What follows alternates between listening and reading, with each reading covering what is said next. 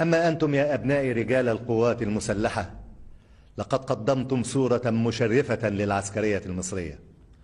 حافظتم على عهدكم، وضعتم المصلحة العليا للوطن فوق كل اعتبار. حافظتم على الثورة، وفرتم الحماية لأهلكم من شعب مصر.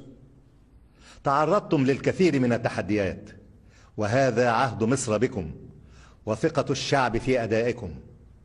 ومن المؤكد أن كل من اختزل دور القوات المسلحة ومجلسها الأعلى في موقف ما عليه أن يراجع موقفه الوطني.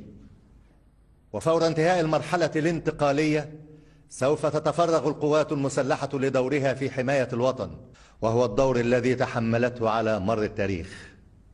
يملأها العزة والفخار، ويحيط بها تقدير واحترام شعب مصر العظيم.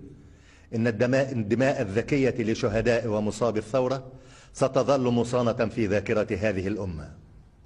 يا أبناء الوطن، ضعوا مصر وشعبها في قلوبكم وعقولكم وأفئدتكم، واعملوا على أن تحقق آمالها وطموحاتها في أن يسود الأمن والأمان، ويعم العدل الاجتماعي تحت سماء هذا الوطن العزيز. حمى الله مصر ورعى شعبها، ووفقنا جميعا إلى ما فيه خيرها.